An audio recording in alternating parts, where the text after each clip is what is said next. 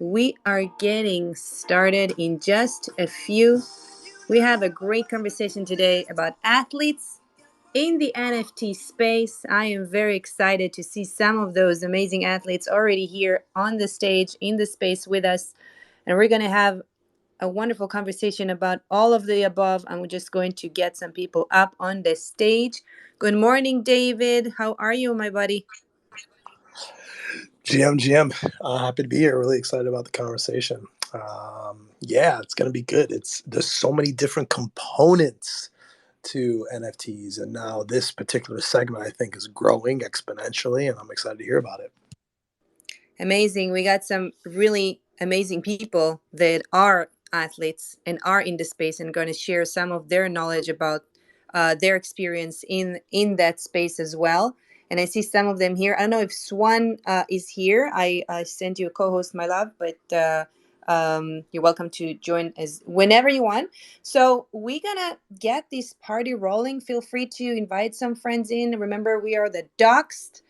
This episode is number 19. Every week we are here every Tuesday at 10 a.m. PDT. It's 1 p.m. on the East. I'm always here with David Bianchi and Swan Seat, my amazing partners in crime that are joining me here on those spaces. We always bring you conversations around NFTs, crypto, Web3, everything related, updates, news, and everything that you want to learn and understand about that space.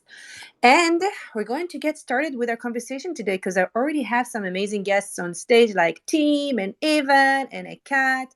And I see Maya's here and so many other people. And I'm looking forward to get started. So, you know that the NFT token trading is worth billions of dollars and it attracts some of the biggest names in the sports industry. Now, athletes have been known for investing in range of assets and businesses, but now they're getting into crypto and blockchain more and more. On August 2021, Stephen Curry purchased a Bored Ape for 180K. And Neymar, a Brazilian professional footballer, which you probably know, paid over $1 million for two NFTs. And if that's not enough, then Luka Modric from Real Madrid, soccer player from Croatia, launched a line of NFTs at the beginning of this year. Also, we all heard about Serena Williams, who just joined the NFT market, became part of the advisory board of Sorera, which is a French fantasy soccer startups with a blockchain that recently closed $680 million loan. She also bought a Bored Ape as well, and she tweeted it in her account. And last but not least, in my list, it's Shaquille O'Neal that created 10K collection at the beginning of the year and sold it for over $2 million while donating everything to the Shaquille O'Neal Foundation. So today we're going to highlight and spotlight some of the great athletes that are on the space that are actually taking the time and sitting on spaces all the time. I see them every day almost on grinding on spaces and working hard while since they joined the NFT world, while launching their own projects and influencing hundreds and thousands of people in this space. So good morning, good morning, good morning. I'm so happy to see people are coming in. I'm just reminding you that we are here every Tuesday as well. And I want to get started with our guests on stage. I see that Ivan is here. Good morning, Ivan. How are you? Oh, Ivan is not on the stage yet. Okay. Tim, what's up? Good morning, buddy.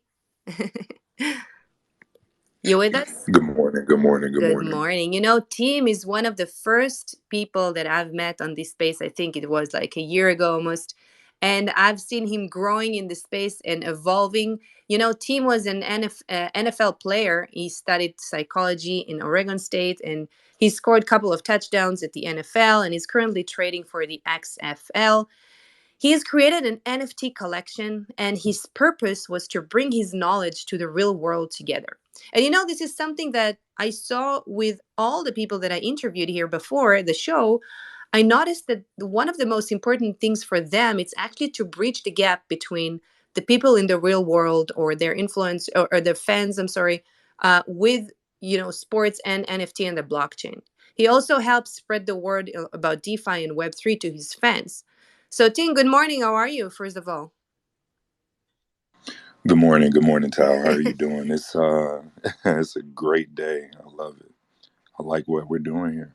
Awesome. Yes, I love what you are doing, man. I mean, your collection, dream big, be big, right? That's Yes, ma'am. Yes, ma'am. Shout out to Dream Big, Be Big on Open Sea. all right, all right. And I know that you guys are still minting. And what do you feel when you created? Do you feel that you really are able to create a bridge between the real life and the Web3? I mean, do you feel like you are able to bring people from your other side before you were in the NFT industry? Do you feel like there's a gap bridge in your through your NFT collection? Yeah, I feel like there's a lot of people that can relate to art, or in this case, art, and it's a easier way to onboard people to the technology of blockchain and smart contracts. And if we as individuals who are involved in spaces, involved in spreading the word every day, we just need to find that those those terminologies that they can relate to so they can understand it. All right, that's great. I think, that I see more and more athletes who are actually bringing their messages through the social media platforms and, through the messaging that they're creating on the Web 2 platforms as well.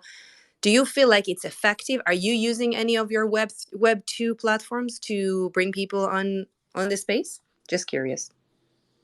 Yes, and platforms you're meaning as far as As Instagram, Facebook, if you have a podcast or anything that you are working with the Web 2 and not the yeah, Web and 3. I haven't fully transitioned into Web 3. I feel like we still use a lot of Web 2 ways of doing things in business in order to get our message across. So I do use things like Instagram. I use my Twitter for one. My Twitter platform is my main source of connecting with individuals about blockchain. I talk about it a little bit on Instagram, but majority of the individuals that support me and others are here in the Twitter community. So you feel Instagram it's harder for you to communicate with the audience because the audience is different, or is there another reason that it's less appealing on the Instagram? It's a good question. I've been trying to figure it out. I just know from conversations with other individuals, it's a different platform. I feel like the audience isn't like it is here on Twitter.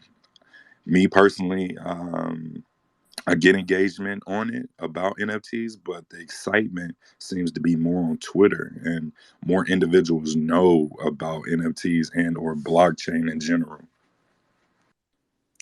That's interesting. And you know what? I'm gonna actually approach now Maya because Maya has over 360,000 followers on Instagram, which is a crazy amount. And I'm curious to know the same question. I mean, are you managing to shift your followers? And just to give you a little bit background about Maya, Maya, she's a commercial pilot that turned into a lifestyle entrepreneur.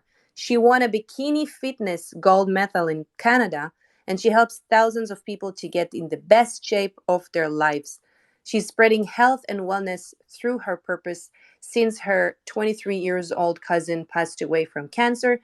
And she has the Meta Queens Club, which is her Web3 option for bridging between the wellness, generation wealth, and the blockchain. That's her amazing NFT collection.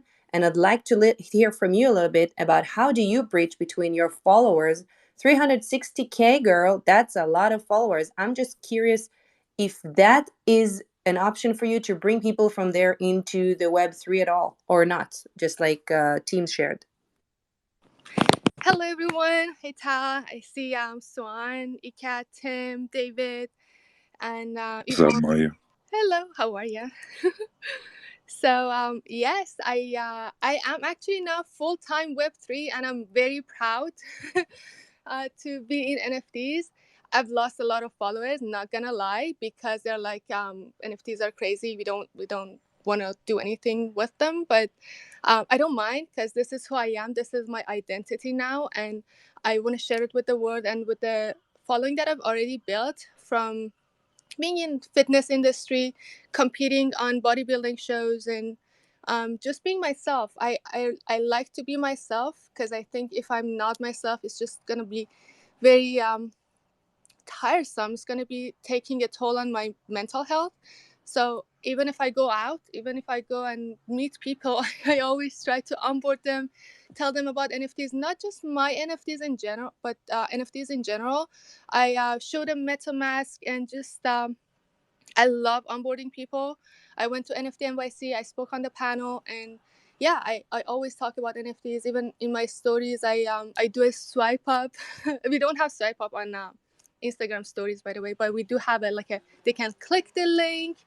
But yeah, I love onboarding people, and I think it's really important, because even if you don't have a huge following, like I was fortunate to build, we can still impact lives, because down the road, 2 years from now, 10 years from now, everybody is going to be into NFTs, and I want to be that person that onboarded them, because they're always going to remember it, and they're going to appreciate it. I think even if they don't understand it now, and even if I lose followers because some people are against it, I can still onboard people, and they will have their lives changed, because NFTs are awesome, and I'm 100%, I'm all in NFTs.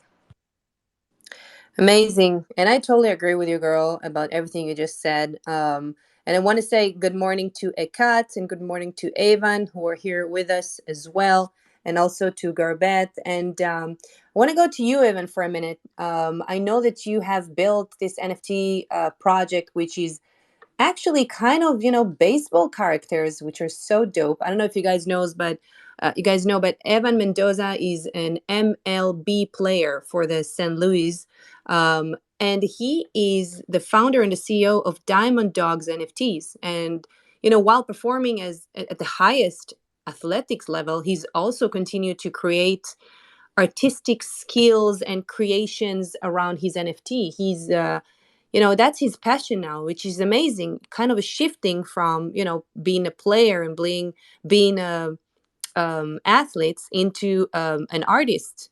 And I know that you also unite your passion for baseball and art together in your community, in the metaverse that you have.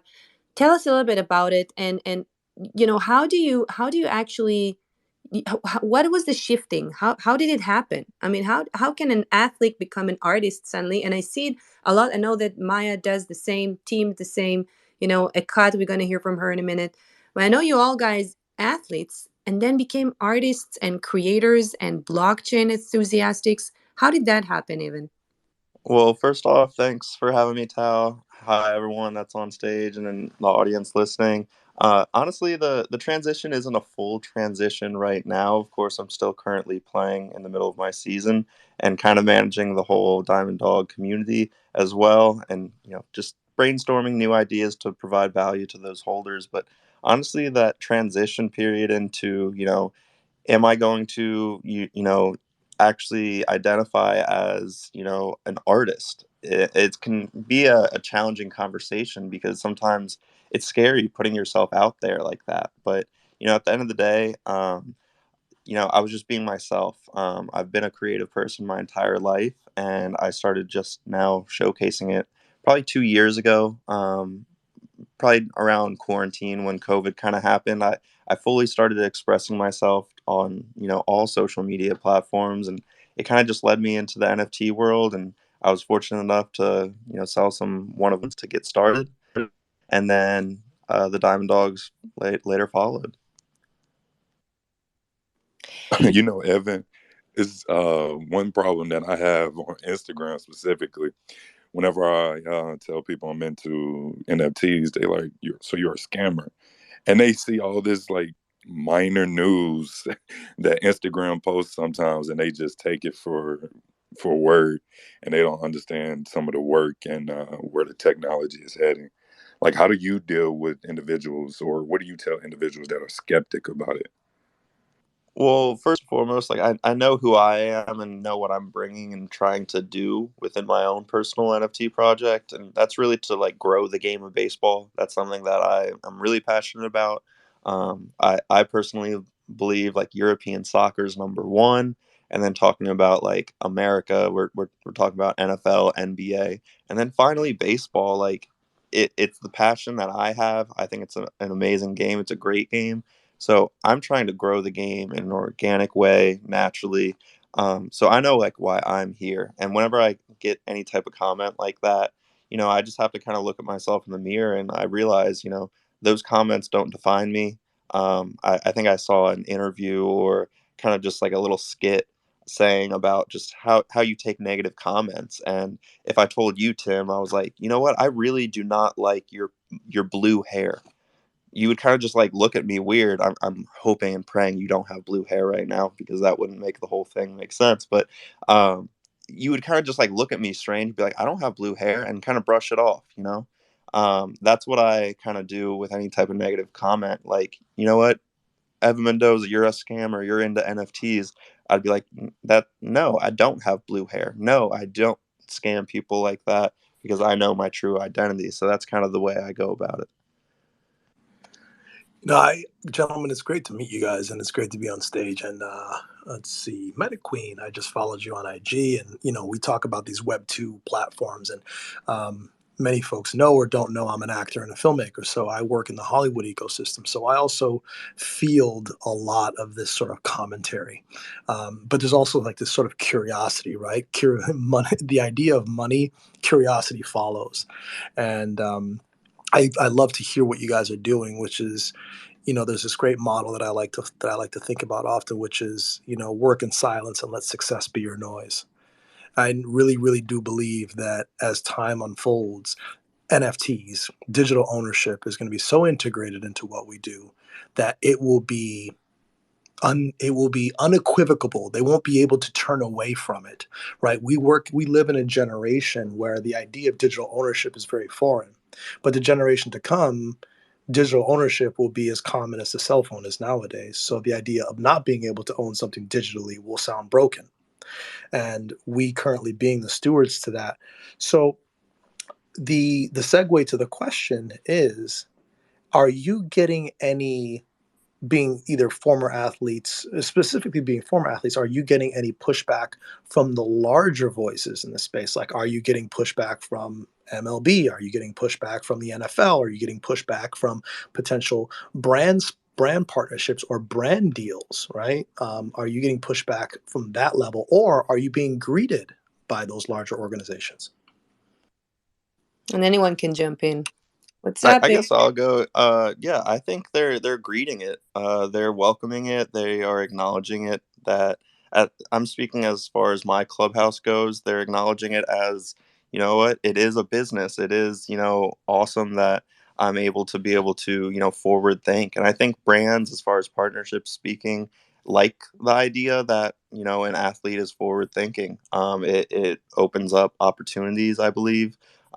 As far as the MLB side, I think it's a great resource for them to have a player in their fraternity that understands this type of technology to some extent and could potentially help the game in the years to come. Yeah, I personally feel, well, me, I'm not with the NFL anymore, but I'm currently training for the XFL. I actually have a showcase next week, but I'm going to be like picking their ears and picking their brains and see what they think about the technology. Just by having like a conversation here and there. I'm not going to go too deep into some of the minds of it, but I'm curious to know how they will receive things. I know Dwayne "The Rock" Johnson is the owner now. Him and his business partner are the owners now of the XFL. And one thing I know about Dwayne "The Rock" Johnson is he's a businessman. He's great with promoting things, and he's a player's person. Some coaches or programs are not like really player driven businesses, and he's definitely one of those type of owners, and I'm excited to see what he does and if he gets deeply involved into the blockchain NFT space. Amazing. Abron, welcome to the space, my friend. Good to have you here. Morning. I wanted to ask you guys, first of all, Ekat, good morning. Welcome to the space. We haven't heard you yet and want to introduce you properly. So Ekat is a award-winning ballerina, and she's a choreographer, and she danced in 20 plus countries in her life, which is crazy. She developed her own program and trained dancers from all ages. Welcome to the space. How are you, my friend? Hello, everyone. Thanks for having me. I'm so Yeah. excited to be amongst the amazing athletes like all of you guys. Honestly, can't believe that I'm in a room with all of you and get to be on stage. That's incredible. You're well deserved. You're well deserved. And Eka started her NFT in September last year, and she released her first NFT video in October 2021, which was her last collection was the Geisha Power. I think that was the name of it. That it came out. It was it. But what was it inspired by? Is it inspired by I think something Japanese, right? Yes, exactly. It came out literally the week of NFT NYC, and basically entire collection was created for a particular event that I was invited to perform. um, at it was Sugoi by Logic. Maybe some of you know this incredible artist and leader in the space. So he invited me to perform, and event itself took place in Brooklyn and had Japanese kind of theme. So um, I was like, what can I perform? And my boyfriend suggested to create a piece that will go well with the event theme. And yeah, then I came out with idea to create entire collection with Japanese style because I got so inspired with just Mm-hmm. um, yeah their culture, because you can do so much with it. That's incredible. Amazing. And I'm curious, and this is for everyone on stage. Eric, are you here? I want to introduce you to before I'm going to different questions. I'm here. Morning, morning. Just wanted to welcome Eric as well. He's an NFL player. He's a huge influence in this space. I always see him on stage. He's an amazing father, and his son and my son were born kind of in the almost in the same day. So I feel very connected to Ebron more than a lot of people. So and also Ebron has he has more than 230,000 followers on the space. So I have a question for to all of you, and whoever want to jump in is welcome to. And also Ebron has an amazing collection that he's created, and he was going to talk about in just a minute. But how do you guys feel as when athletes are coming into the NFT world? How does it affect the athletes and the sports industry? Is there a change in the industry? Do you feel like people are less, more appreciative of athletes when it comes to NFT? How do you feel about your career when it comes to that? If it is in the dancing or baseball or the football, whatever you guys are doing, how do you feel like it's affecting you? Whoever wants to jump into that, welcome. Hmm. Affecting? I don't know if it's. I don't know if we should say affecting Tal, but I do think that it definitely gets attention. And by I mean attention is that there's a lot of people in sports that know about NFTs and Web3, but there's a lot of people in sports that come from backgrounds where we don't teach financial literacy, we don't teach financial stability, and we don't teach financial investment. So we don't understand right now. We have so many people, and when we finally get a little bit of money in our pockets, we have so many people trying to tell us what to do with it that the last thing we're truly worried about is NFTs and Web3. So I feel like for a person like myself, I've been playing in the NFL for going on 9 years now. So it's been for me, it's I have enough build up to want to spend time in this space and to want to understand it. And I feel like a lot of athletes are so goal driven and so one track minded, especially me when I was in like college. You couldn't tell me nothing that didn't have to do with football. You know what I'm saying? It was the only thing that was on my mind, and I feel like that's with a lot of people in the athletic realm. We have to put everything we have into what we're doing to be the top 1% of what we're doing to make the money that we want to make. So trying to tell someone, hey, go buy an NFT when they've spent their whole life trying to build their name up in the athletic world is kind of tough. But slowly but surely you'll start seeing more and more athletes, and the athletes that are financially stable will start to lean on this space more. So I just think that it's tough to it's tough right now for anybody, especially younger athletes. So that's my spiel. That's why I feel like good stuff, bro. You touch bases on some important topics, especially with financial literacy, which is one thing my project focuses on is helping others understand how important financial freedom is. Me personally, I feel like individuals should take classes or curriculum in junior high, elementary, high school. I know Florida is one state that made it a requirement by law to teach financial curriculum growing up in these middle schools and these high schools. And I don't know why that's not required in all 50 states here, let alone the rest of the world, because finances is what decides a lot of our decision making, where we go to school, what sport we possibly want to play, what jobs we want to take, et cetera, et cetera, because money is what makes the world go round and round. It's what buys us houses, it's what buys us the cars or the food we eat, the clothes on our back.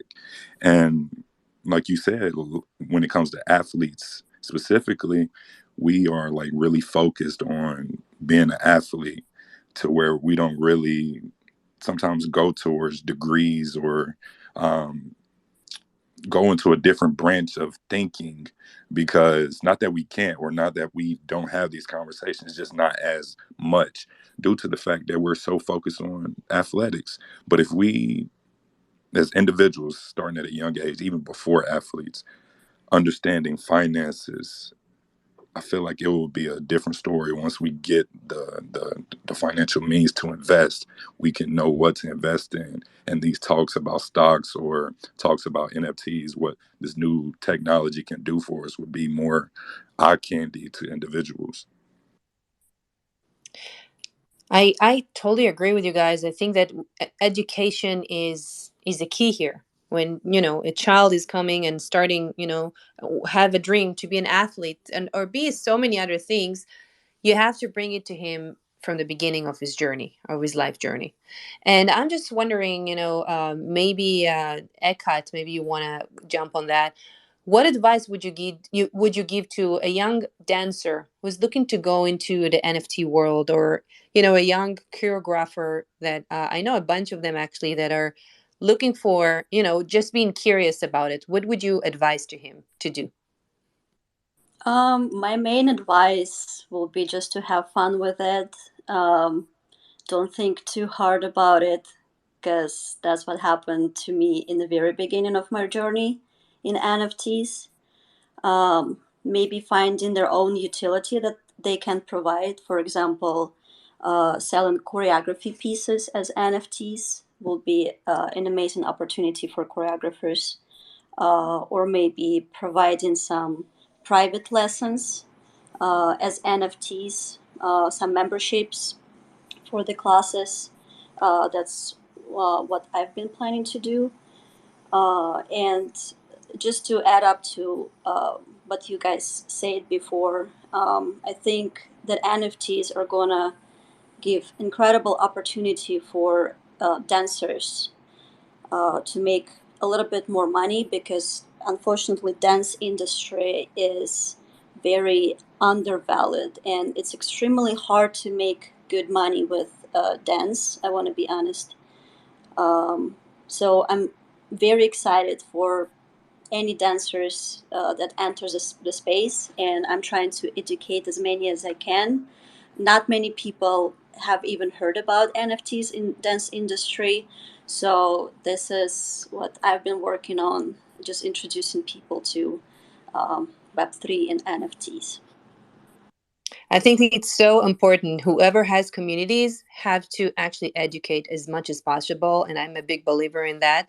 And as a person who have myself, I have a lot of communities like on Instagram, on Clubhouse, on here, on even Facebook groups, WhatsApp groups, newsletters, blogging, so many different, audiences that I've built with the years and communities that I feel obligated to educate. And I think that it's a very important thing what you just mentioned, because we are the foundation here. We are the people who are going to bring those new people in, and it all depends on us if this industry is going to grow, and how is it going to grow, and who is going to see this. And even those spaces that I'm running here, we are running here with David and Swan, and some spaces that I'm running, I'm trying to record them and bring them into different places like YouTube or Instagram Reels, etc., to have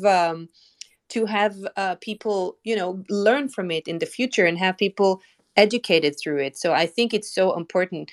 What do you guys think, Ebron team, even whoever is here, or Maya, what do you guys think about how can you actually, what advice would you give to an athlete who is looking to get into the NFT world? I mean, how did you even started this? I mean, a lot of people are trying to avoid things that they're not sure about.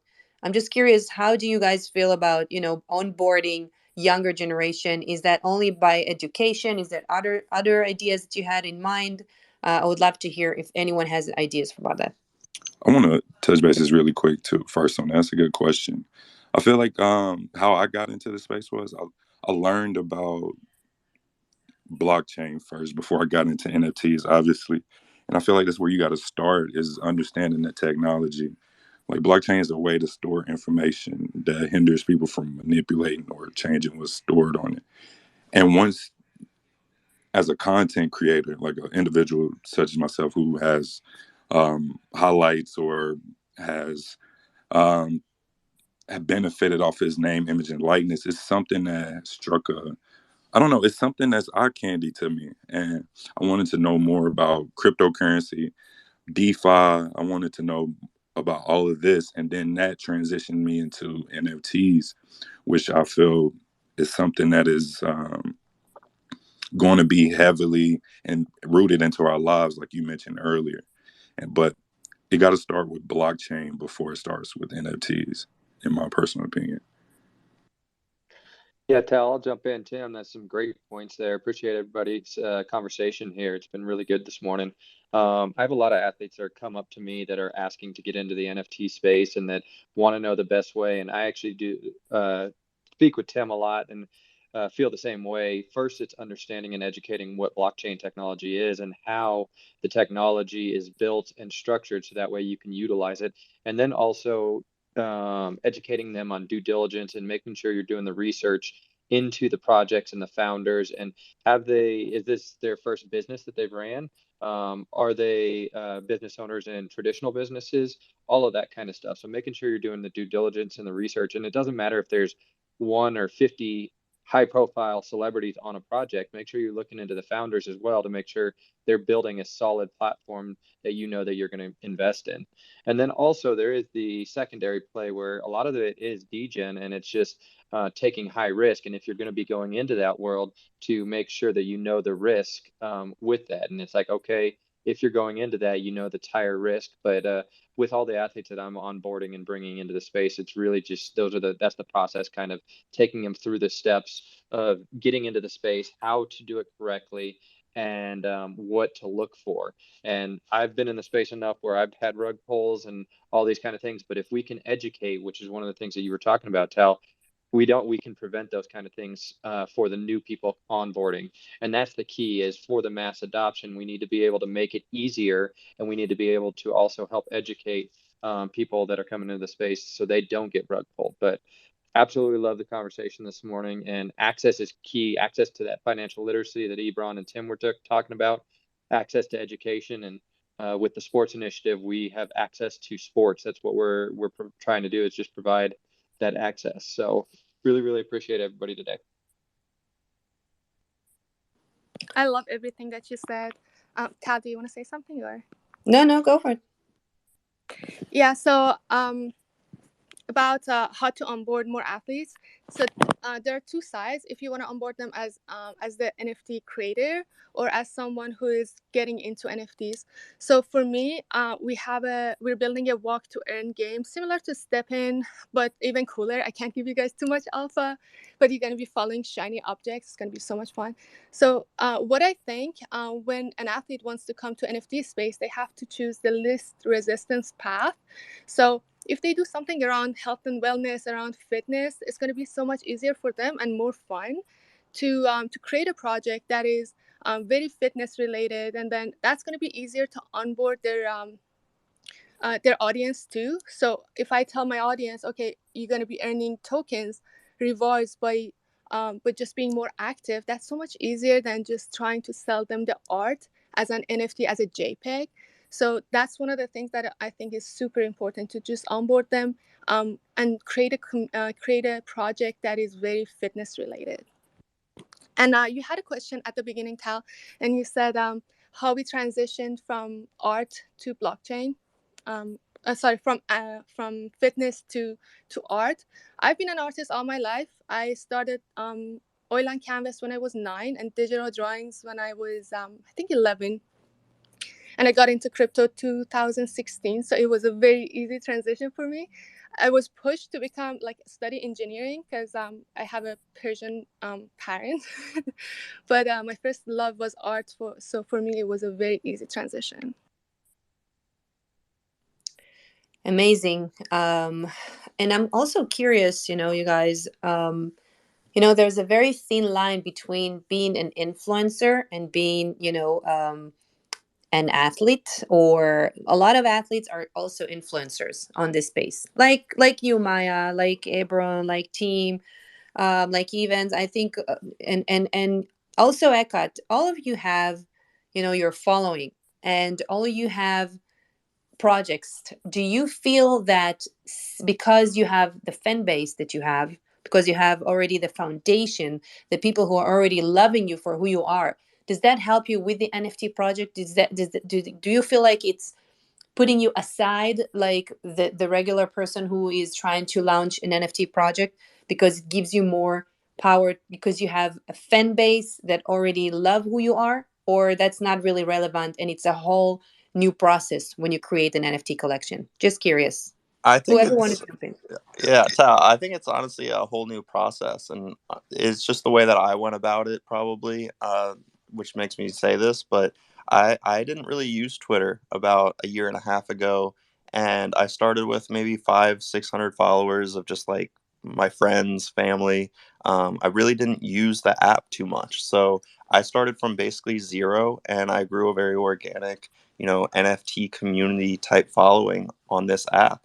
So I didn't really necessarily have that influencer type lifestyle on Twitter prior to, getting involved into the NFT space and also releasing my Diamond Dog. So yeah, I think I wouldn't change a thing of how I did it, because I think each and every single person that, I have a connection with on this app on Twitter, it's special. We know what our interests are, and number one, hopefully it's NFTs, Web3. We're a little techie, we're a little geeks at times, but like that's good. I know my audience. They're interested in what I'm interested in, and that's how I've been able to establish my audience. I love that question, and I love everything you said, Yvonne. And David, I followed you back on IG. You have a great page there on your Instagram. I met, I give you guys a story. I met Tim last year on Twitter.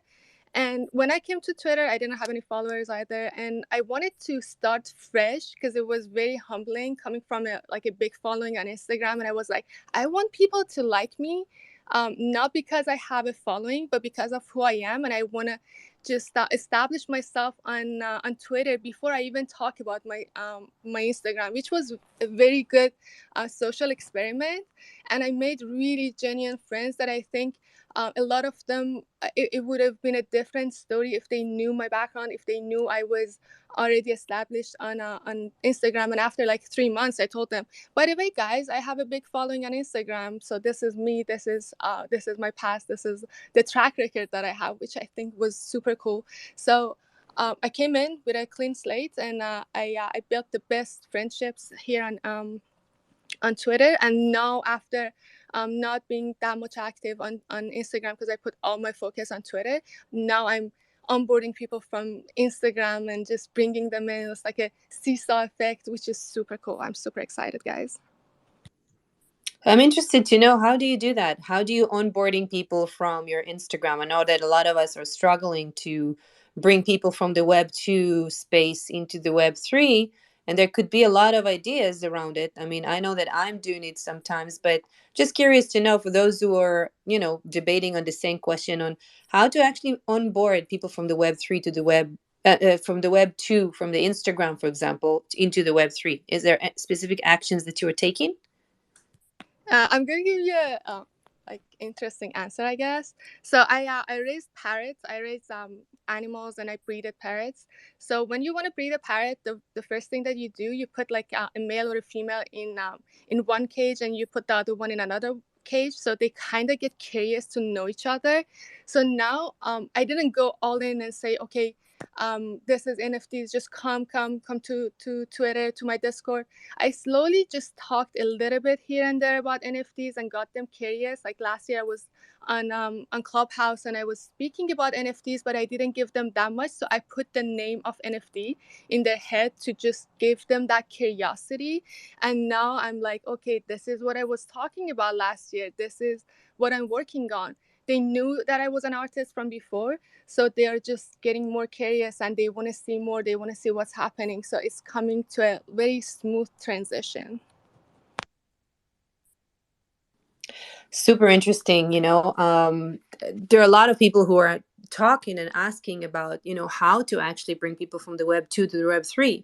And it's amazing that you are actually taking actions and creating that, breach between the gap that there is between people who are not in the NFT space to the people in the NFT space. And, it's not only the people, also big corporates and brands are diving into the Web 3 more and more. And we can see it, for example, that the Staples Center has renamed himself to the Crypto.com Arena, or the Miami Premier Sports venue is now called the FTX Arena.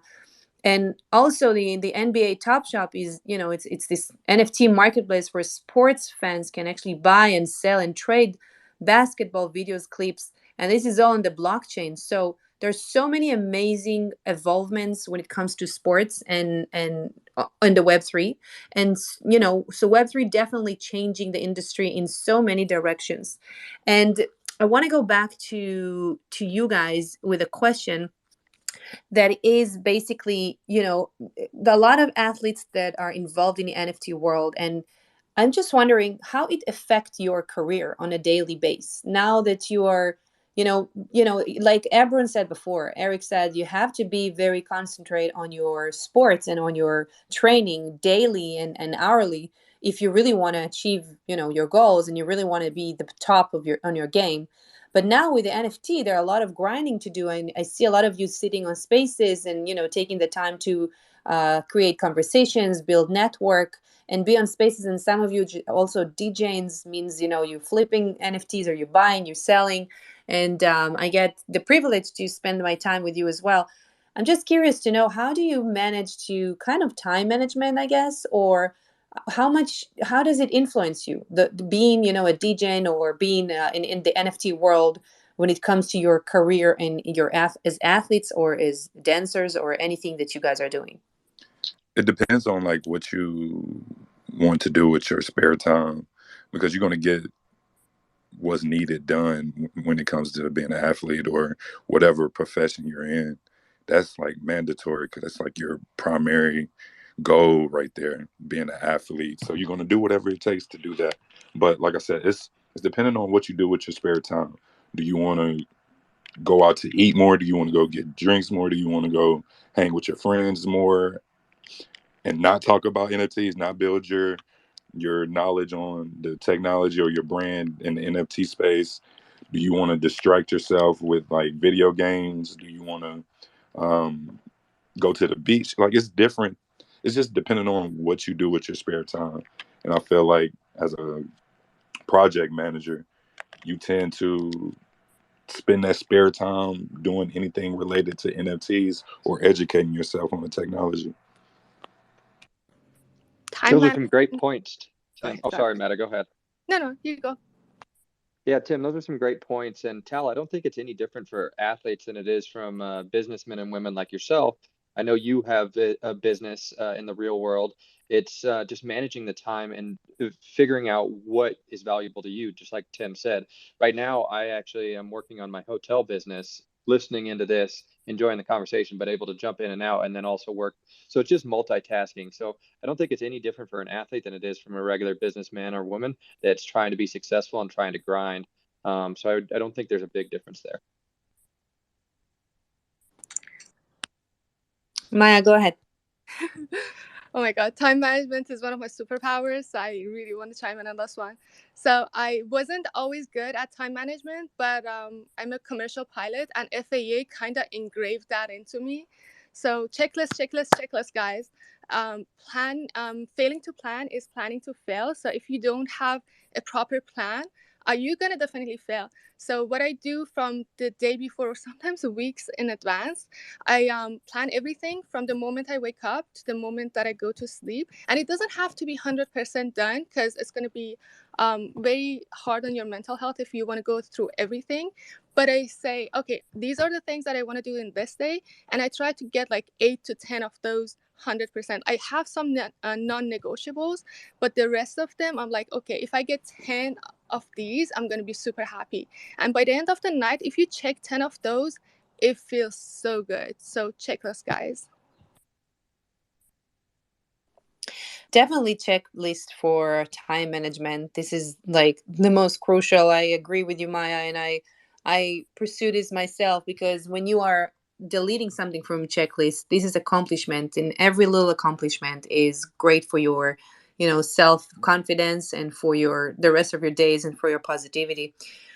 And just, it's just taking so much time to sit on spaces and to run spaces, and just like Garbett said, I am running a company, my own company, my own agency. I am running spaces at least once a week, if not twice or even more.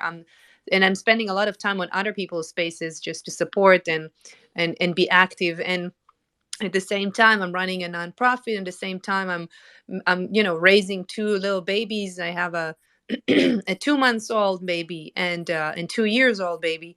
So doing multitasking, all of that together, this is a lot. So definitely time management is one of the most crucial things that can be in this space, especially for athletes as well, who need to give their time, their fully time, in order to really be the top in their game, just like you guys said it before. But I am still curious to understand, how do you actually spending your time to the best? So when you do time management and now you give a little bit less time, I think you know what? This is my question. Do you give less time to sports, or do you manage to keep on, being active and practice while you are running your NFT project? I'm just curious. What do you feel? Do you feel like you're not in the top of your game, or do you? You know what? It's not a good question. Is this way, but the way that I want to ask it is, how do you actually feel when it comes to your practice time, which you probably had before, much more of it before the NFT space? Do you feel like you have less time to actually practice, or do you feel it didn't affect you at all? I'm just curious to know what you guys are thinking. Honestly, I think it just comes down to making sure that you have your priorities set straight. For me, like I've been playing baseball since I was 4 years old, and NFTs have been about 2 years old, maybe a year and a half. So I know where my priorities lay. I know that baseball is ultimately number one. It's my career, and as I succeed in baseball, I think everything else will follow.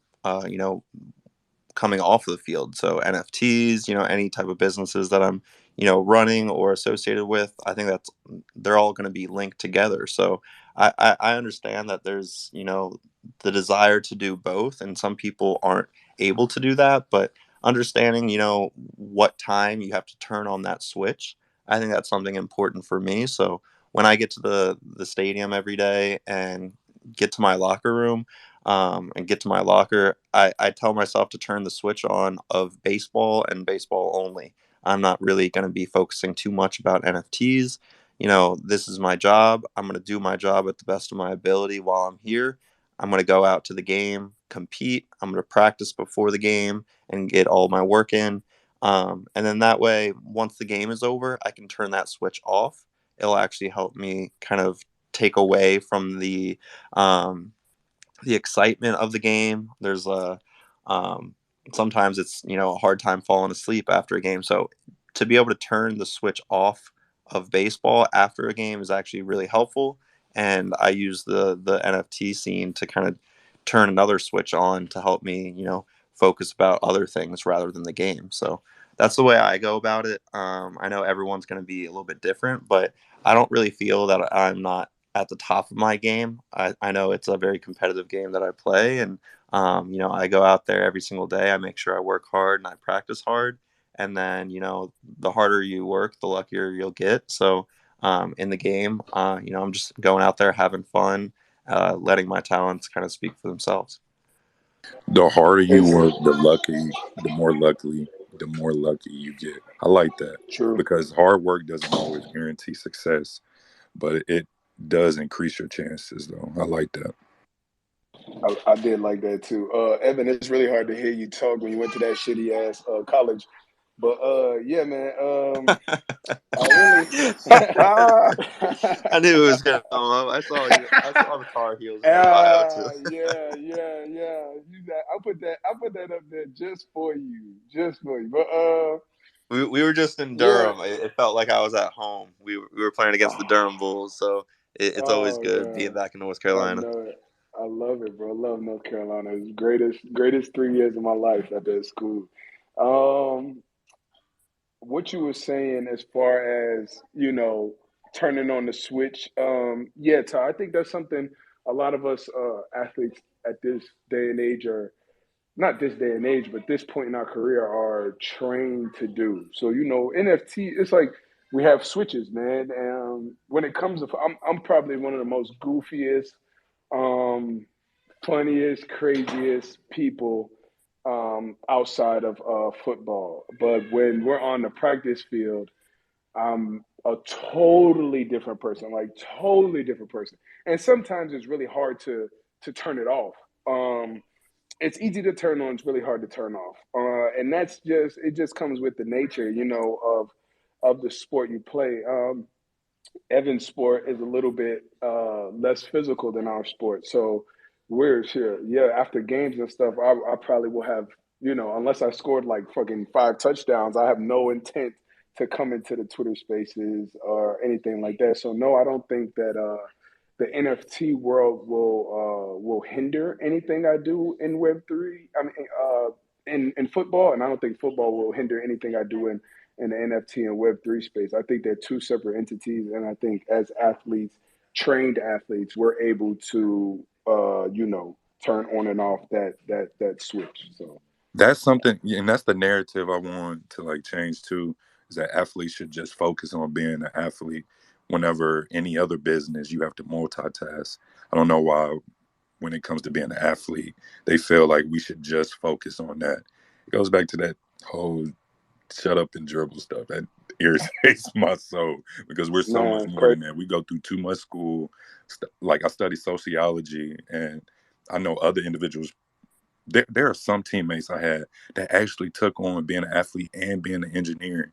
Like that is hard to do. Man, we had one dude on our team. He studied biomedical engineering, and he was a 4.0 and a baller, bro. I was like, bro, that completely changed my outlook, Tim. And I'm sorry to cut you off, but bro, this day and age of athlete is not just athletes. These are some of the most intelligent people I have talked to, some of the most creative people I have talked to.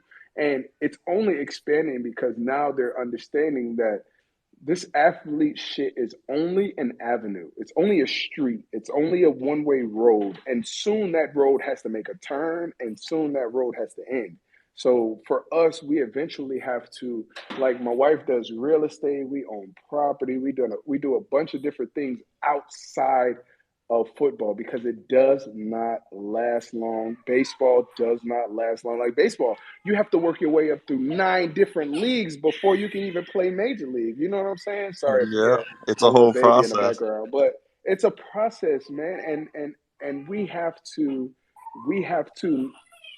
um compartmentalize the difference between business and work. Like business is everything I do outside of work, and my job is football. So that's what I'm focused on before anything else. Facts. And I own real And estate too. My dad helped me understand finances way differently than a lot of individuals growing up. And like you said, it's a different age of athletes. We do way more. I'm not saying we're just different. We're not smarter or better. We're just different. And we're utilizing our resources differently too. And I want more people to understand the power that they have as a, specifically speaking for athletes, in regards to using their platform, using the network that they've done over the last 10, 15 years of their life, and become great business people, great business minds, because it's worth it. Like the whole being an athlete and then not knowing what to do with your finances during and after your time being in the league is over. Like we're me personally, I'm trying to transition more individuals into blockchain because of DeFi, and I understand the importance of the technology. Tim, I think both you and Ebron hit the nail on the head there, and it's being able to, one, with what you said, Tim, is use your resources while you are playing. Build that network, because once you're done playing that network, a lot of it dries up. So make sure the young athletes are in there working on growing your network. Your network is so valuable. This world's about who you know, then it's about what you know. If you can call the right people to open the door to get you in the door, is more important than being an expert in the area. And it doesn't matter if you can't get that door open. So doing that, but also building it, because you never know as an athlete when your last day is going to be. You can step off the curb wrong, roll your ankle, break your ankle, and your career's over. And there's a lot of athletes that I've seen that could have continued to go, but some injury, something happened, and all of a sudden they had to pivot. So being able to build and establish while you're an athlete, use those resources, those tools that you have to build everything, so that way you set yourself up for success, is very, very important. And I know a lot of athletes' careers, if you look at the average athlete, if we go back to like football, the average career is what, 2.3 years? Um, I did Olympic sports, so on Team USA, the average athlete in there is normally about 3.5 years. So I was very fortunate to be able to stay on the national team for 8 years. I know, Ebron, you said this is your ninth season, which congrats, man. That's amazing being able to stay in the league that long.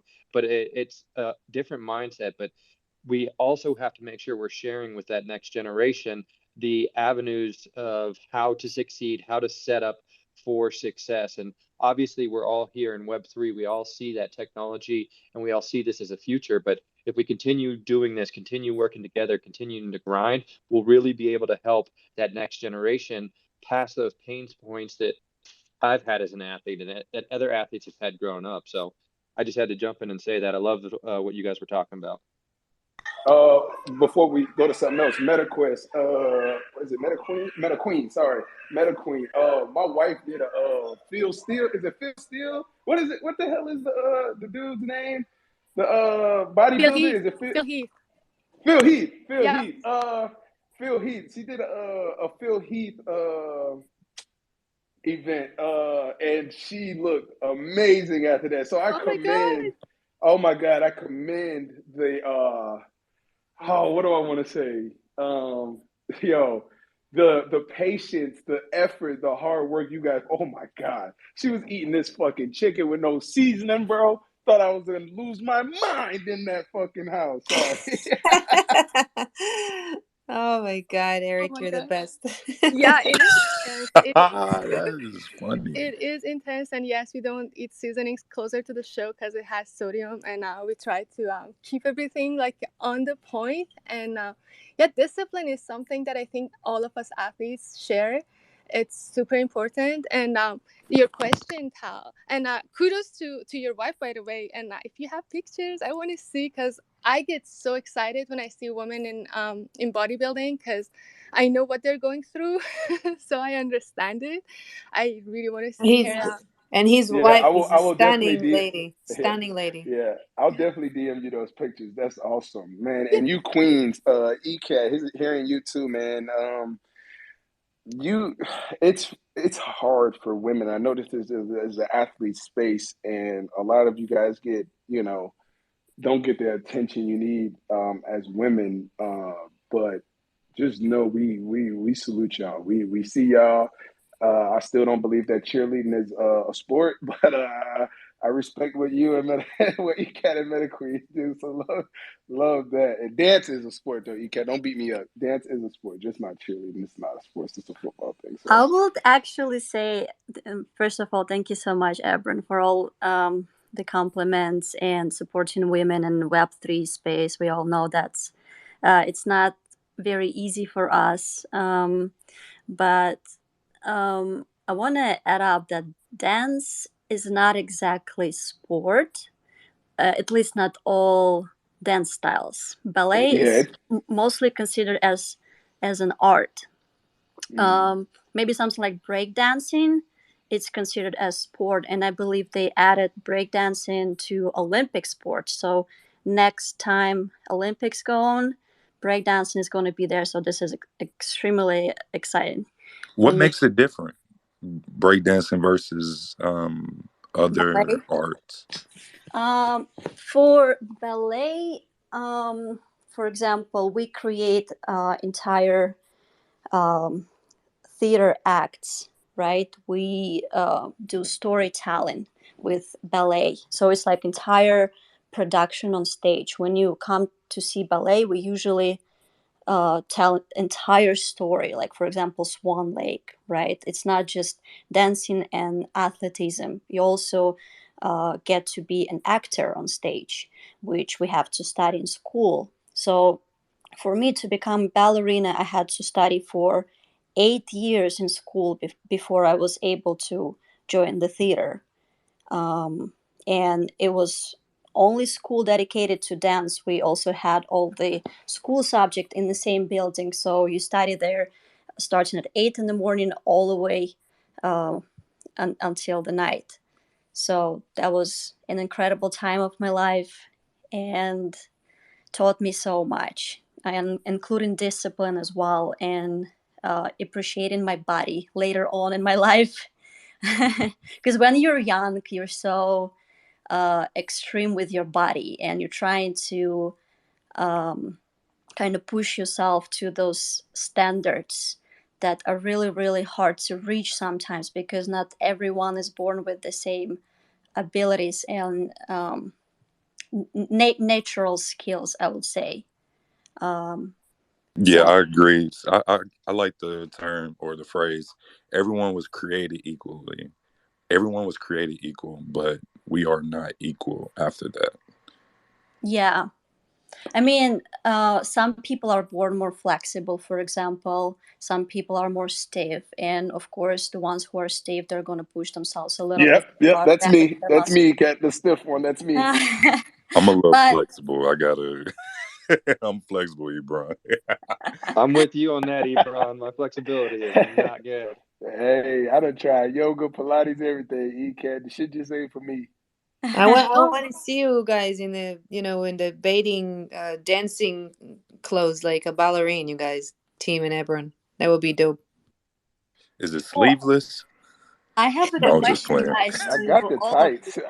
I will definitely rock the tights. Uh, did you ever have like any sort of dance training for to kind of accompany your sports training? Because I've heard some of Ooh. football athletes, they were taking ballet classes specifically for fast movements on the field. Did you do something like this? Mm, I know as a running no. back, they had us like take because I was with the Jaguars. Ebron, I don't know if you knew that. Scored a couple Yeah, yeah, yeah, touchdowns yeah, and yeah, stuff. yeah. But Yeah. we would have yoga and Pilates meetups during camp throughout the season, probably like once a day. Have like individuals come and teach us.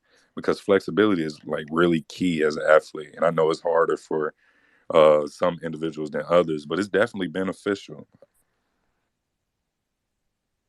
Yeah, my wife teaches salsa, and I still don't know them damn steps. But Oh my yeah, God, I'm looking at your wife's photos. She's stunning. Oh my yeah, Yeah, she's all she's God. right, all stunning. right, all right, She's all Oh right, stunning. my all right, God. all right. And She's okay. I'm She's following her on amazing, yeah. IG now. You guys She's don't have to live beautiful. with her. That should be hard. So, She's a hit turner. all right, I want to do a quick reset. And yes, your wife is hot. Everyone deal with it. I want to do a quick reset to their space. We are at Athletes in NFTs today. You're at the Docs show. This show we do every Tuesday with my co-hosts David Bianchi and Swansea. We're bringing you updates and genuine conversations every Tuesday at 10 a.m. or 1 p.m. at the East Side. So we're super happy to today have this talk about the athletes in the NFTs. And I do want to highlight that each and every one of those athletes that are on stage today have his own NFT project. And I want to give you guys the opportunity to actually share about your NFT project, but not only share, but I want us to know how exactly it influenced your career. Or let's say it this way. I know that I can see that some sports and athletes characters you have in your collections, right? Some of you have literally dogs with the baseball hats, and or the meta queens are fit women. What was your vision behind the collection when you made it? And what was the purpose behind it? So I'd love to hear each and every one of you. We also share the links on the top so everyone can take a look at the links. I see you, Garbet. Your hand was up for a second. If you want to say something before, I'm going to let the stage to all these amazing athletes here. Let me know if anything you want to add. No, I was just going to jump in and talk a little bit about what you were saying right there. So if I don't know if you want me going first or what. I don't know what the order was. About what? What was I saying? About athletes with projects and stuff like that. So I just was going to talk a little Okay, bit about the throw sports your initiative. 2 cents. Let's throw your 2 cents, and then we'll go to the athletes, to the guys on stage and ladies. Yeah, so the sports initiative is a project that I designed at the end of my athletic career because I just retired. And it's a project designed to help fund and support the next generation of athletes. I realized traveling with and competing with Team USA, I saw so many athletes all over the world that struggled with funding, but it wasn't just at the Olympic level. It was growing up, I had friends that couldn't compete in sports because their parents couldn't afford it, or my high school program shut down sports programs because they didn't have equipment, and I wanted to create a solution. So, understanding blockchain technology and Web3, I realized that there is an opportunity here to be able to create a capital reserve using NFTs and a 501c3 to help fund and support athletes. So, my goal is to make sure I get every sport represented. So, when we go fund all the different sports, we fund athletes from the big sports like football, baseball, basketball, all the way down to dancing, to skeleton, to bobsled, to shooting, all these different sports that are smaller sports as well. So my inspiration behind doing is really a philanthropic project. I really want to make sure people have access to sports because I wouldn't be where I am today without sports and without having access to it. So, but I know a lot of people don't have those opportunities. So making sure that people have those opportunities is very important to me. So that's what we're building with the sports initiative project is really just to make sure people have that access to sports, and it is a philanthropic project, but there is opportunities for our holders to have really cool one of a kind experiences and do some really cool stuff.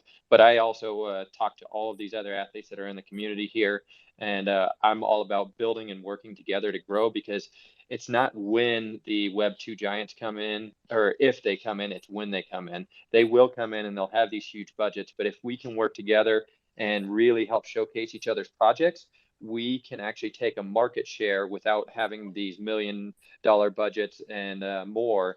But we have to work together, work as a team, and that's what I love about this space is everybody's willingness to help each other and work together. But that's a little bit about the sports initiative, so I don't want to go on a long pitch. Thanks for sharing. and definitely going to check it out.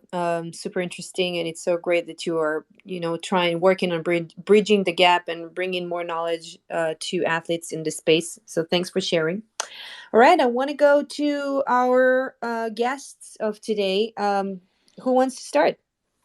I'll shoot it off, Tal, because I was Go supposed to be for in it. this meeting at 2 o'clock, but I told his ass I was busy with you, Tal. You know how I do for you, girl. But Yeah. Garrett, once my project is done, I'm gonna get with you. So I'm not ignoring you on purpose. It's more on purpose, but I gotta finish my shit first because we launch first week of August. So just let y'all know, I do fuck with Garrett's project. I did research it, but I'm ignoring his ass right now. I'm a real one, bro. I tell you to your face. Balloon, Balloon Town. It's a project, man. We've been manifesting for some time, and it's finally coming through fruition. Like it's finally something we can say we're ready for, and we're happy to do for everyone. So our collection is 5,000 balloon bears, and the reason why we chose Balloon Town is because we wanted to stick out from everything else. We didn't want to do anime. Anime was hot at the time, and we knew we couldn't compete with Azuki. Should have did it. Would have known Azuki was gonna crash, but couldn't compete with Azuki. We didn't want to do any ape derivatives. We didn't want to do anything that people already had connections to.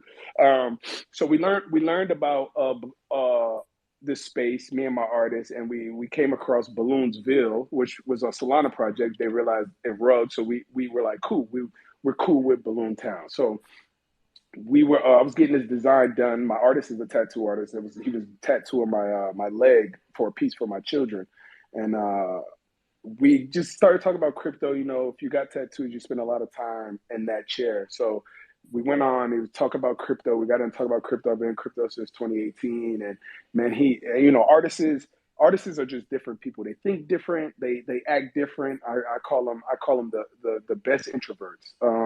Because that's what they are. They're shy. They don't talk, but they have the greatest minds. And what he was just like, man, I just want to show you something I've been working on. And he had like 3-4 different projects, and we stopped at Balloon Town. I was like, bro, this is the one. We're gonna run with this. We're gonna see how it goes. So 5,000 collection. We're probably gonna mint at August 5th. I think is our exact date. We haven't set it in stone, but I think that's pretty much in stone. So basically, we just wanted to create a project that we believe talk to everybody. So balloon animals are every kid's party, most events. Balloons are always a part of everything. So we wanted to do something which everyone could relate to and feel. So the story, we got a new website, balloontown.io. You can read the story, you can read the traits, everything. Brand new website. We just literally just dropped it yesterday. The art is all hand drawn by our artists. We don't do Google images. We don't do anything like that. I say that for you soul projects. And let me stop. But we we we just want to do something that we believe um, people can't do in normal life. Like we're so resourced. My tattoo artist and tattoo Rick Ross, went on tour with him, Meek Mill. He's very, very well off. Charges like 25K for a tattoo, which is insane because I've never paid that price. So happy with friends. And we just wanted to do something that speaks to everybody. So if you guys would check it out, check out the website. I'm not a good shiller, man. I hate doing it, but the most I could do, I put so much effort into the wording and the website and everything. If you just read that, join the Discord or whatever, everything is so self-explanatory. And I feel like we put our heart into this. I feel like a lot of athletes have a bad rap. Mainly the reason why I jumped into this space, because I really wanted to help our name as athletes, more than I did truly understanding about NFTs and what those are. And then once I started jumping into Web 3 this way through Twitter, it just completely blew my mind. I started meeting people. It started to like I start calling these people friends, and like every time I talk about this, I bring up Sean, and he's in the audience. It's just something about him that kind of just like how he handles himself in a space. Some of the things that he says. One of my greatest lines, I said this to him yesterday, was, "You never really take a loss if you invest in things that you like." because that's 100% true. You can't never put a price on things that you truly like and love and enjoy. So um, it just turned into a journey for me that I wasn't expecting. I fell in love with it, and I'm just happy to. I'm happy to be in a space. I'm happy to have a project. I don't care if we mint out or whatever. Whoever has our project will reap the benefits and rewards. It's less about anything other than creating a good community, showing people how to have fun, and being available and making things available to people and that just can't. You know what I'm saying? There's so many things in this world that people don't experience, and that's kind of what our project wants to do. So check it out, man. I'm sorry if that took long. I had this call. I'm the worst shiller in the world. I pay the high Indian. The high Indian's on my project. He's our influencer. He does this. I Well, you did it don't pretty know how to well. do You were it. chilling pretty well. It was really Yeah. good. Thank you, thank you. All But that's right. our project. I'm sorry I gotta go. I know everybody's project in here except Evans. I'm gonna get on yours after this, bro. But yeah, man, thank you. I gotta go do this business call. Love y'all. Tal, thank you so much for having me. And everybody, appreciate your time. All right, Ebron, thanks for coming here. Always good to have you, brother, around here. So, and thank you so much. We got your link top in the on our heads. And say hi to the kids and the wife. All right. I'm gonna go to Tim. What's up, my friend? Are you here? You're here, probably. Yes. Great, great. So um, listen, but let's do it a little bit shorter. All right. The meaning of this conversation is really about sharing about your project, and also I would love to understand, about what's the vision behind it when it comes to your athletes characters, because I know that you have sports and athletes characters with the hats and stuff, and I'd like to know, what was the vision behind the collection and the purpose behind it when it comes to you as an athlete. um, Same with like Ebron. I wanted to provide a platform for individuals to come learn about NFTs, learn about blockchain tech, while also speaking on DeFi, decentralized financing. Dream catchers are dream. Well, my NFT project is Dream Big, Be Big. And the art is called Dream Catchers, which are individuals who search the universe looking for like minded individuals that want to promote DeFi, blockchain, and also fitness health. Two of my main main goals with this project is promoting financial wealth and fitness health. And we do this by I have a smart contract dev who is also my CPA. I have an individual on my team that has financial literacy curriculum that we teach on Sundays and throughout spaces whenever we have them scheduled. I have a team of individuals that are helping me with the fitness app, which is curated by Kate Engar. She has her master's degree in kinesiology. She helps an individual uh, get the body image that they want, even if you're a professional athlete, an individual just now stepping into the workout space, want to do an at-home workout, or whatever the goals you have, she can help you with. It'll put you on a 12-week program. Like I said, it's a fitness app. And we're also just working with current NFL players and retired. And I have a individual on my team that was also my coach. Her name was Jennifer King, who was also the running backs coach for the Washington Redskins, who are also known as the Commanders. And we're just using our platforms to help educate individuals on this new technology.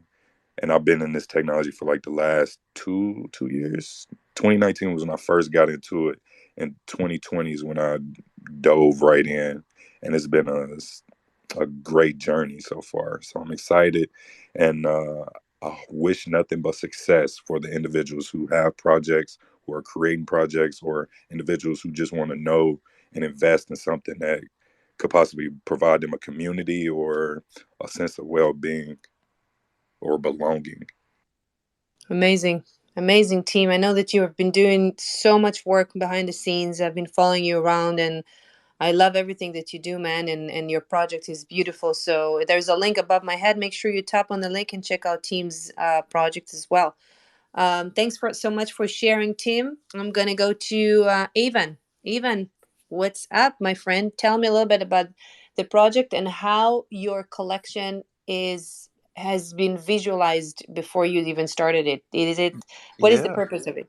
Yeah, so it's actually kind of cool. So right now I'm in Nashville, Tennessee, and this is kind of the birthplace of the first ever Diamond Dog that I created last year. We were on the road. I was looking at my iPad.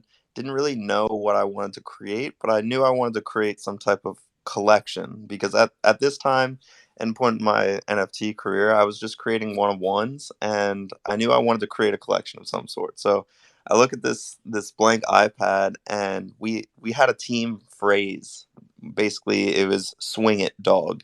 Whenever we took like an aggressive hack at the plate, we would yell it out from the dugout, and that turned into like our team motto. Basically, it's just like we appreciate the effort, we appreciate the hard work. Like "swing it, dog." It just had so many different meanings. So I'm looking at the my iPad, and I hear "swing it, dog," and that's kind of just the birthplace of the dog icon. Of course, I wanted to include baseball features into the artwork, and just really the artwork came from different cities that I played in, different teammates that I've had along the way.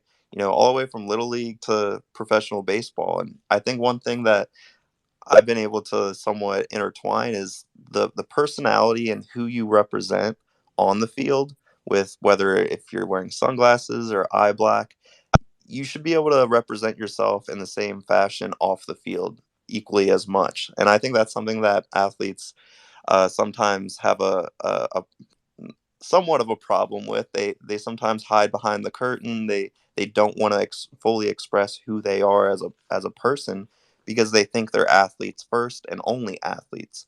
And I think through the Diamond Dogs, I'm here to try to tell and educate younger athletes, aspiring to be not only the greatest player on the field but also to be able to build something off of the field. It starts with of course the hard work, consistency, but having the openness to really truly represent who you are off the field is an important factor into who the Diamond Dogs are, what the Diamond Dogs represent.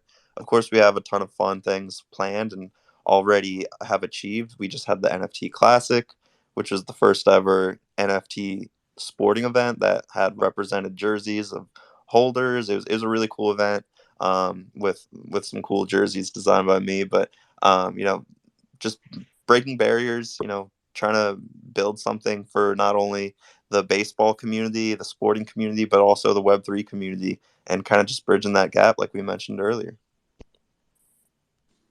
Amazing. And you too, I've been following you for so long. We hosted a clubhouse space. I think it was like last year together, where I could get to know you, and you were just at the beginning of this journey. And it's so beautiful to see you evolved and grow in this space. This is really wonderful. And before I go ahead to our next speaker, I just want to see if I see Drew and Tony, your hands up. Do you want to ask questions from the guys here, or to say something very quickly before we move forward? Drew, you want to say something, or are you good?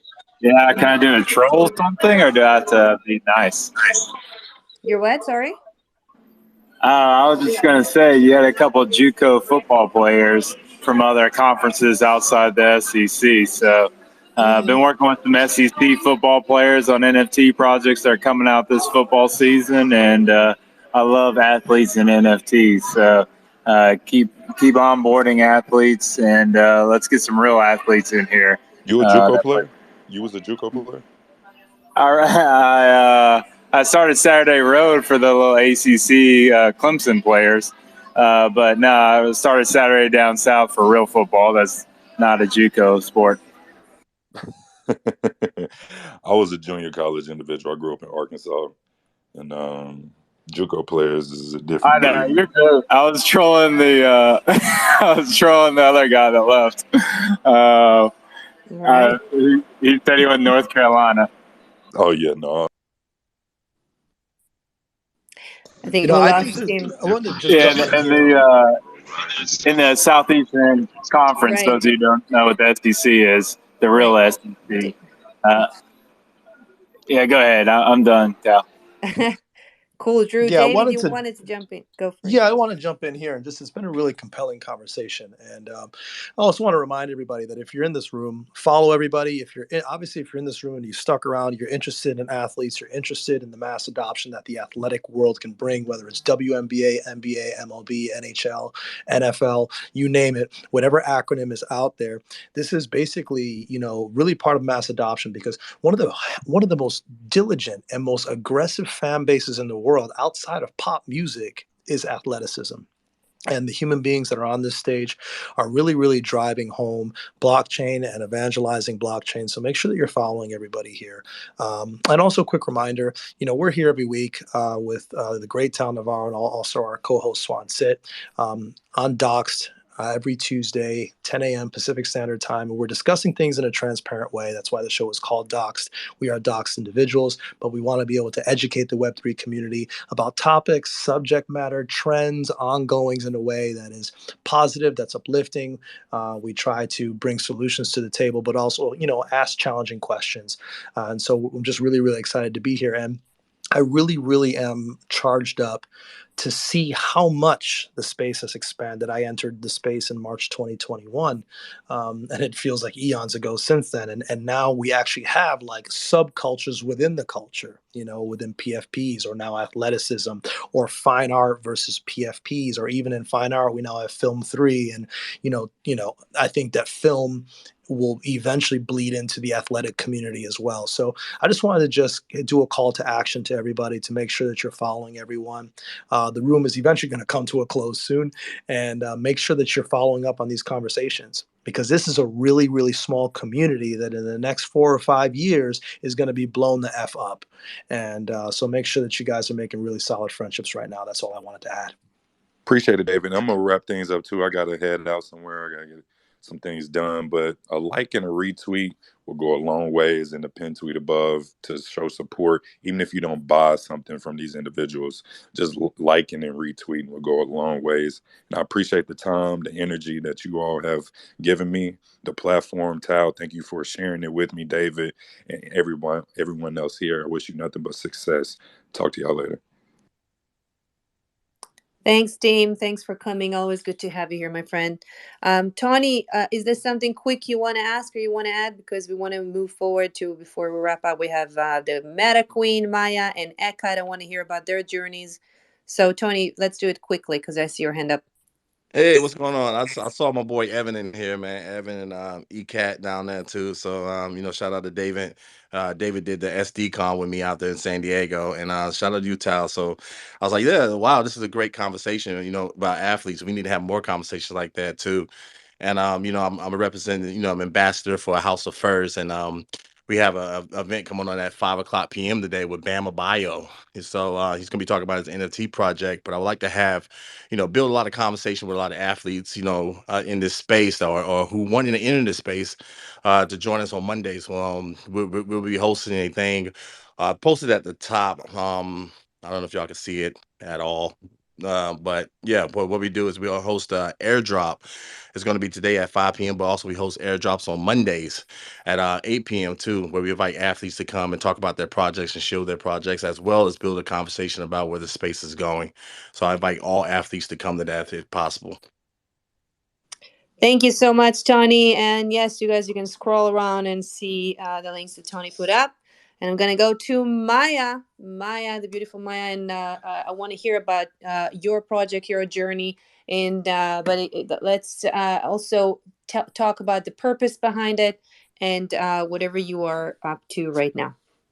Oh my God, I love the question that you ask about the characters of every project, because I'm an artist and I'm always curious to know, like, why are they picking this character? What is the story behind it? So for us, it's a women empowerment project, and I want everyone to feel like an athlete, because I remember when first time I was called an athlete, how it felt and how much more motivated I got. So I want everyone to think of themselves as an athlete and just push themselves harder to go and be more active every single day. So if someone is a photographer and they're going on a hike, that I would still tell them, okay, you move, you improve your your athletic performance by doing this and that, and then just see yourself as an athlete, and just that inclusivity encourages a lot of people to be more active, which makes me so happy. And as I said, we have a walk to earn game to incentivize people to be more active and just move more. So you're going to be following shiny objects. I'm super excited about it because it's something that I haven't seen done in NFT space. You're going to be catching some cool stuff as you just move through the Web3.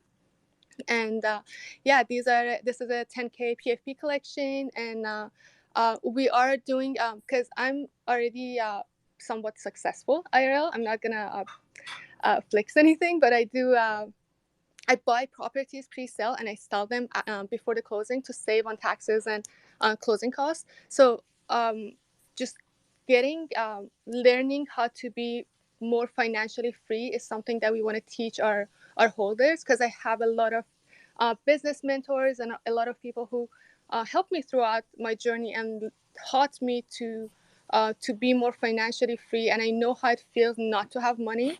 I don't come from a rich parent background, so I had to work my way up. I was an entrepreneur for many, many years. So I want to teach people, okay, diversify your portfolio, make money in crypto, and put it in some tangible assets, and how to reinvest it in crypto even. We're going to be teaching you guys how to read charts. I actually wrote a book on NFT and crypto, and a wellness book. So I'm an author, guys. So this is super important for me. And I do have a merch company IRL. So we're gonna give our holders merch, and I'm working on a pre-workout formulation offer for you guys. So I actually tested some of it this morning. That's why I'm so happy and euphoric. So that's one of the things that I'm going to be giving our holders access to. Super excited, everything. So we are an entity that is growing along NFTs. We're not just an NFT project, which is super cool. And anyone who goes to our Discord chat, the link is in my bio, and say Tal sent you, we're going to put you in the allow list. So excited, guys. And this pre-workout is amazing. I don't know if you guys can hear me the way I feel, but it's so good. Yeah, and I got to know Maya. She's the real deal. She's this woman who is multitasking her life. She's all the time on spaces, making the connections, working hard, creating. She's the artist as well, so she creates the art itself. She creates the whole project. She's running around. She's an athlete as well. She's helping, individuals to gain to accomplish their health and wealth. Goals, and she's the real deal. She's so sweet as well. So I'm super happy to have you here, girlfriend. And check out the link above my head to make sure you don't miss out her collection, because she works so hard on it that I know it's gonna blow up. It's just a matter of time, and it's also so beautiful. So all together, thank you so much, Maya, for coming Thank here you and so share. much, and you are my Mhm. role model. You know that, so I appreciate everything you say, and I'm so grateful to know you. You're amazing. You're a superwoman, and you're a mother, and you do everything. I can't even put my head around it. I don't know how you do it. Thank you, girl. I appreciate it. Thank you so much. All right, we're gonna go to Ekat, the beautiful Ekat as well. Ekat, we want to hear about your journey. How did you get to your project, and a little bit about it? So I share a little bit of details earlier when the space started. I can tell a little bit more, but before I do, I'd like to give some compliments to Maya's project, because I saw it yesterday and I fell in love with the art. And that girl that you reposted, Tal, on the top, it looks like that character that I created for my project, with kitsune mask, and she's holding a flame in her hand, which is her superpower, right? And the project that I just released is called Geisha's Power.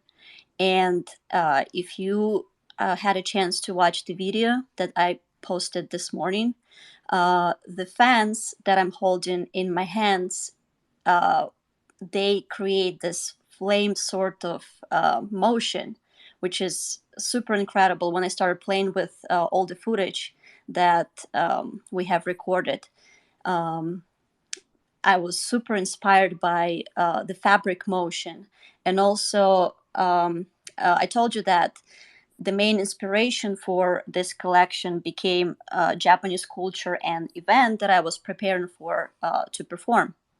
I started playing with the fans, the regular ones, and I'm like, oh my god, they can actually play a role of a weapon, right? If I want to do something ninja style. And you can spin them on your fingers, which looks super cool.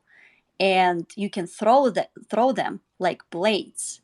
Uh, and I've created this character of a warrior, of a ninja that in the daylight she's dressed like a regular geisha, but at night she saves the world becoming a ninja.